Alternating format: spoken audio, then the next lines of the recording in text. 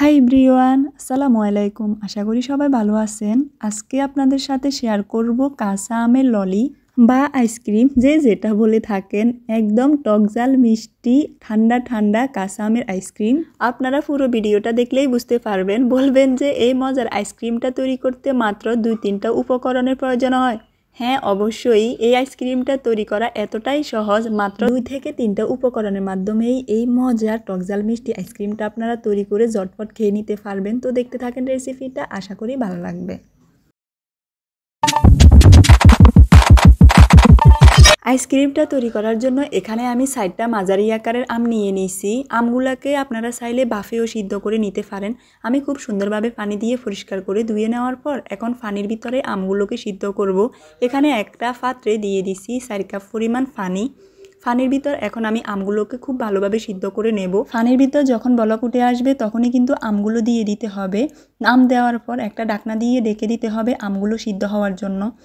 আমটা সিদ্ধ হওয়ার পর খুব সুন্দর একটা কালার চলে আসবে এবং কিছু কিছু ক্ষেত্রে কিন্তু সিদ্ধ হওয়ার পর আমটা ফেটেও যেতে পারে, আবার কিছু সময় ফাটে না। আমটা সিদ্ধ হতে আমার সময় লাগছে 5 থেকে 6 মিনিট। আমগুলোকে পানি থেকে তুলে একটা বাটিতে নিয়ে নিছি। এখন ঠান্ডা হওয়ার পর খোসাটা ছাড়িয়ে নিব খুব সুন্দরভাবে।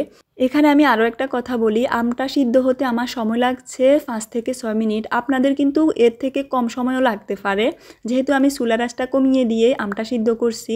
আপনারা সিদ্ধ করার সময় 2 থেকে 3 মিনিটের ভিতরেও কিন্তু সিদ্ধটা হয়ে যেতে পারে, তাই এটা মাথায় রাখবেন। দেখেন আমগুলো থেকে কতগুলো ফিউরি বের হয়েছে। আমের যে বিচিটা আছে ওইটা আমি ফেলে দিছি। এখন ব্লেন্ডারের জগে আমের ফিউরিটা নিয়ে নেব। সবগুলো ফিউরি দিয়ে দেওয়ার পর এখানে দিয়ে দিচ্ছি ধনিয়া পাতা এবং পুদিনা পাতা মিক্স। পুদিনা পাতাটা একটু বেশি দিলে কিন্তু আইসক্রিমটা খেতে অনেক বেশি ভালো লাগে, ফ্লেভারটা খুব ভালো আসে। চিনি দিয়ে দিচ্ছি 1/2 কাপ পরিমাণ। এখানে বিট লবণ দিয়ে দিচ্ছি 1 টেবিল চামচ। সাদা লবণ দিয়ে দিচ্ছি 1 চিমটি, যেহেতু বিট লবণের পরিমাণটা একটু বেশি দিছি। এখন সবগুলোকে ব্লেন্ড করে নেব। দেখেন ব্লেন্ড করে নেওয়ার পর খুব সুন্দর একটা কালার আসছে। আমি এখানে বাড়তি কোনো পানি দিই নাই, আপনারা চাইলে একটুখানি দিতে পারেন। এখন আমি আইসক্রিমের একটা মল্টে নিয়ে নিচ্ছি। আপনারা চাইলে যে যার যার মতো আইসক্রিমের মল্টে নিয়ে নিতে পারেন। 3টা আম দিয়ে দেখেন এখানে 6টা আইসক্রিম হবে। এখন আমি ভালোভাবে ট্যাপ করে নিচ্ছি যেন ভিতরে কোনো পাকা অংশ না থাকে। আইসক্রিমগুলো খুলতে যেন সুবিধা হয়, তাই উপর থেকে যে ডাটগুলো থাকে ওগুলো দিয়ে দিচ্ছি একে একে। এখন আমি ডিপ ফ্রিজে রেখে দেব 8 থেকে 9 ঘন্টার জন্য। আপনারাও এরকম করে রেখে দিতে পারেন, তাহলে কিন্তু আইসক্রিমগুলো খুব ভালোভাবে জমে যাবে। এখন আমি দেখেন 8-9 ঘন্টা পর আবার নিয়ে চলে আসলাম আপনাদের মাঝে। দেখি আমার আইসক্রিমগুলো কেমন হয়েছে। আমি 1-2টা খুলে দেখছিলাম, ভালোই হয়েছে। দেখেন মাশাআল্লাহ, এত মজা ছিল আইসক্রিমগুলো, মানে বলার বাইরে। অনেক বেশি মজা ছিল, টক ঝাল মিষ্টি একদম। আর গরম, এখন তো অনেক বেশি গরম পড়তেছে না, গরমের ভিতর এই টক ঝাল মিষ্টি আইসক্রিমগুলো খেতে এত ভালো লাগছে কি বলবো। এটা তৈরি করতে এত বেশি সময়ের প্রয়োজন হয় নাই, কিন্তু ফ্রিজে রাখার কারণে একটু বেশি সময় লাগছে, যেহেতু 8-9 ঘন্টা ফ্রিজে রাখতে হয়েছে। ফ্রিজ থেকে যখন বের করছি তখন 2 মিনিটও লাগে নাই এটা শেষ হইতে।